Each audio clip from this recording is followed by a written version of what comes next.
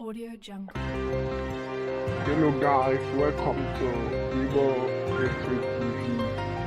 This is what Nigerian youths have been subjected to in Ghana. They have been locked up here for more than 2 weeks now, no food. This is Biafran youth that are suffering in Ghana. The Ghana government kept them here for more than 2 weeks without food. What does this mean? I saw this post on Facebook. I started to talking to you now. We are about this is very bad. 541 mother 541 kg Ghanian mother 541 kg Ghanian. I know na northern part of Ghana, Bogatanga, by 3 a.m. Imabani. Nda be jirani bia na bia many arrest. The sign na their police station. After the sun at their police station, they had a Chinese picture. The Chinese many to print the Chinese picture. She could their Urani go Kwakara at their prison yard. Say Kwani front and back there.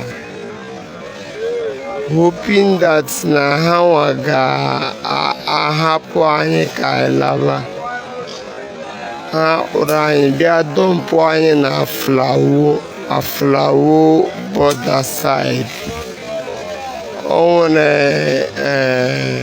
one event center, a place awagide fence, white fence. Aneme events there, wedding ceremony there. About Kahabagidana any fence. The sign there. The whole youth, yene wumi, what do you care? Yene about wumi, was not a checker. Nigerian ambassador in Ghana bear for us. Since then till now, nothing, already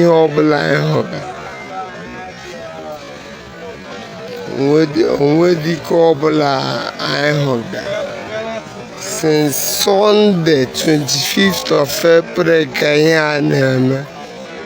Today now Saturday. Tomorrow get me 1 week now. I know man are here. All a very terrible something. Our situation here is very, very terrible. And you they refuse. Every security, every immigration, here, which is very, very bad. Here, many here, canopy, here, maka,